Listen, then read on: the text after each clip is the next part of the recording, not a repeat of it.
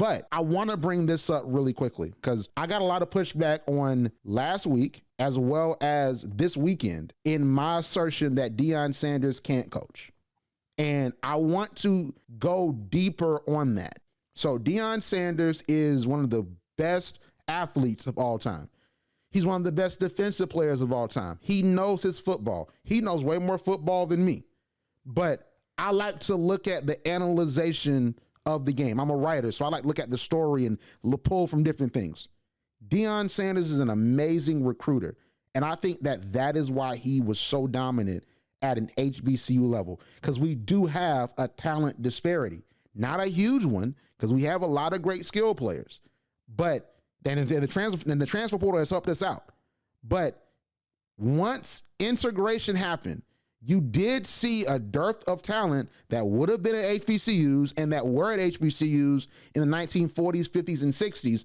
You did see them go to predominantly white institutions. So that is very true.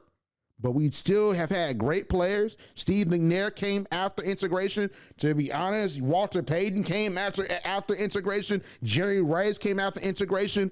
So it's like you've had Davius Richards is after integration. I would hope. You know what I'm saying? He's after integration. So it's like you have great players after integration, But it is a talent disparity that you see where disproportionately they're going to the schools that have more resources and HBCUs are underfunded.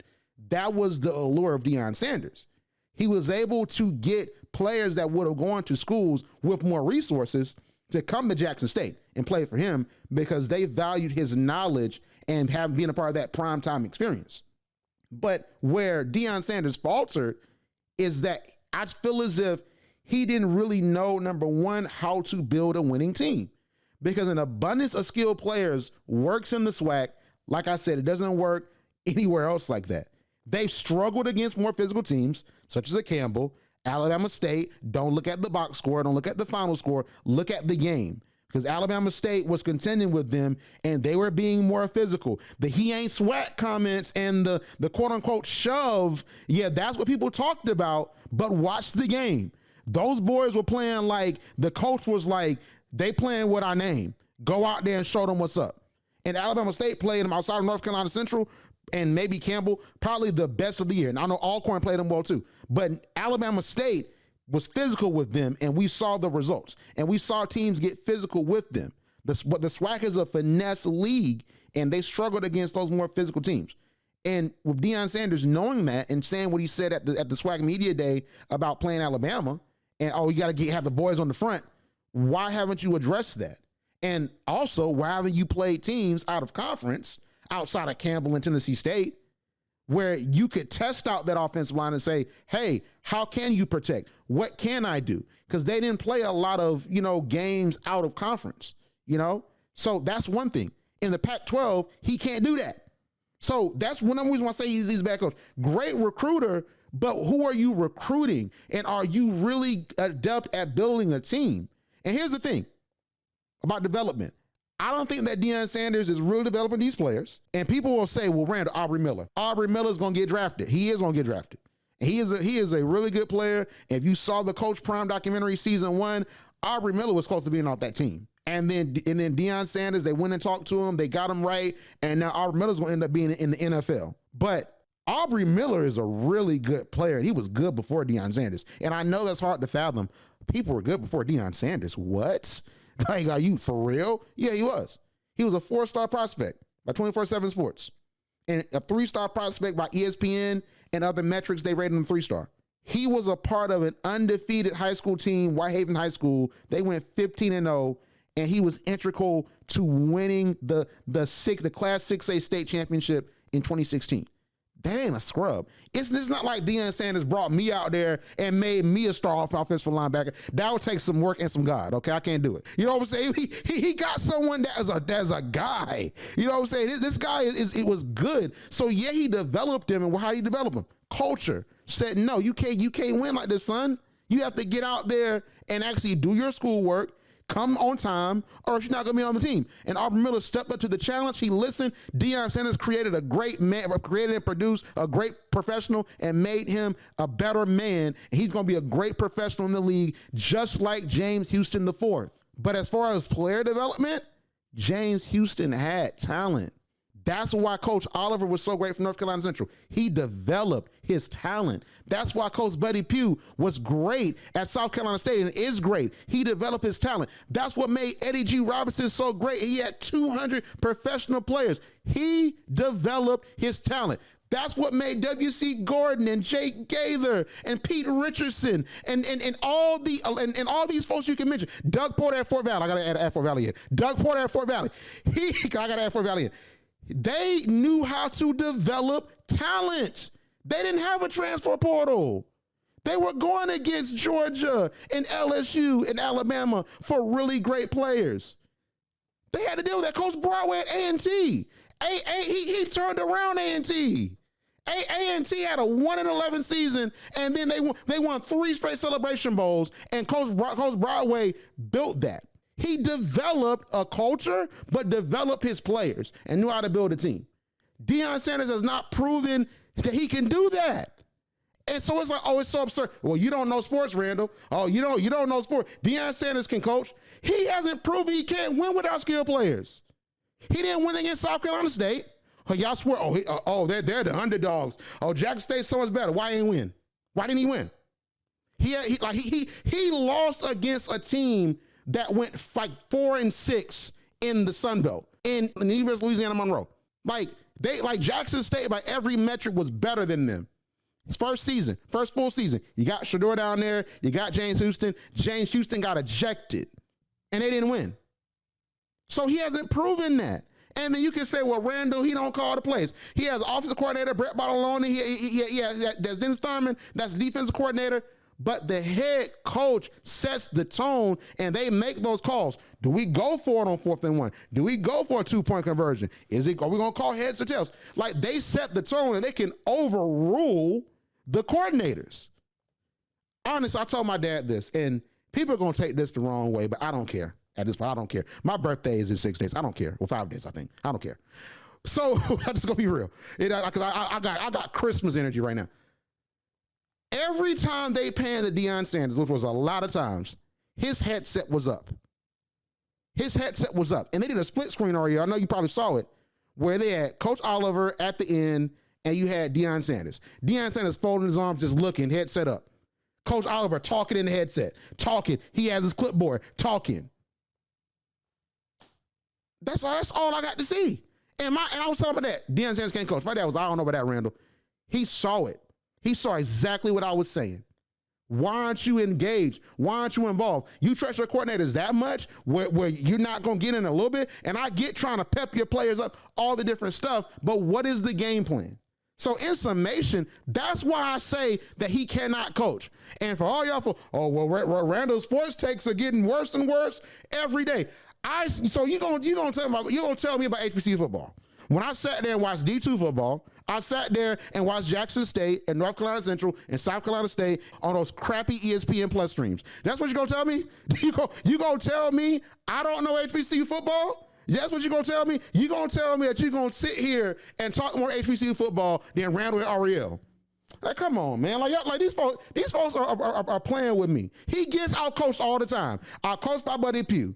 Out-coached by Coach Oliver. Out-coached by the Bowden coach. I forgot his name. But the Bowden that's at the University of Louisiana Monroe, out-coached by a 4-6 coach.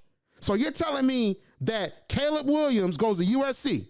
He just won the Heisman. And Lincoln Riley's down there. He have all those great coaches in the Pac-12 that he's going to out-talent them. All right, man. I'll see y'all in Boulder, okay? Whatever. All right, whatever. That's all I got to say about it since I don't know football, but okay, whatever. You was preaching to the choir. I ain't got nothing to say. You ever heard a sermon that like hit you? Like it'd be talking directly about you. It's literally it.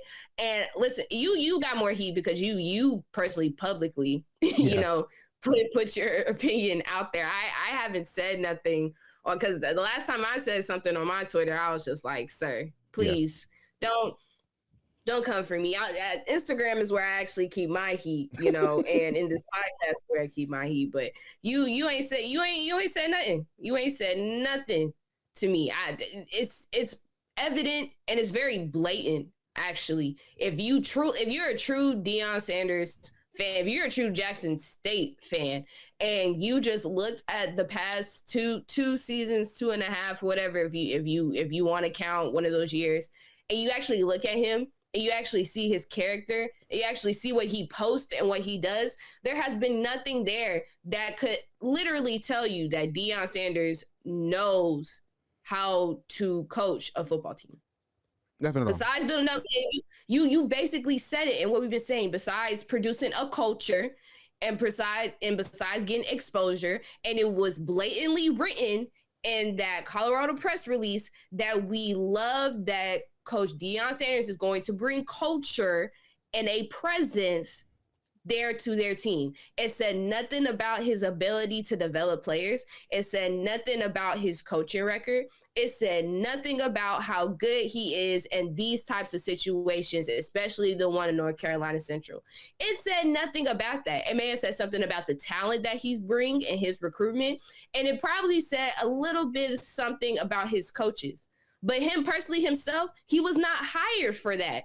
And when you read it and you look at it, it's just like, well, it's no shade against him. It's not that he wasn't meant to coach, but in the process, he needs to learn how to coach, because you can't go to this next level that you want to be on and not know what to do in these overtime or grit playing situations from a team from across the way. You ain't said nothing to me, Randall, that possibly I wasn't thinking and I haven't said before. Like, you're completely right. When I got called a beta male, that upset me. I'm not gonna hold you. Like, I'm like, oh, so like I'm a beta male for criticizing this man for before he left. Because everybody's like, oh, you were right. But before he left, for what he said about Grambling, when he said about Grambling that we're playing down to them, when Grambling had pulled within 4 points of them at halftime, like, bro, like he thought that just because he had 4 and 5 stars, that he had a outwardly better team. And in the SWAC, okay, you did. But there's a HBCU talent disparity that even he spoke to. But what made HBCU coaches great, what made Eddie Robinson, because I'm studying Eddie Robinson now, even more than I'm learning more than I knew. What made Eddie Robinson great was that he developed not only great men, but great football players in a wing T system. Like they ran a wing T offense, and they were winning. And some of those games are on YouTube. Download them before they leave, because they probably gonna get deleted soon. Download them, like, because I saw a couple of them games. So, like, the wing T system. He had a system. He put them in. He taught the O-line how to block, whole 9 yards. He taught them really how to play winning football. That's what Pete Richardson, Eddie G. Robinson. You had like I said, Doug Porter at Fort Valley. Like, Doug Porter was a descendant of the Eddie Robinson coaching tree. He came to Fort Valley. He was a great athletic director. He brought us to the SIC Division II, but also on the football field, he created so many great professionals. Like, that is what HBCU coaches are. And that's what I hope that before Deion Sanders left, because we knew he was going to leave, that he learned. Because I think that Deion Sanders can be a great coach? I do. And I'm not just saying that. I think he can be.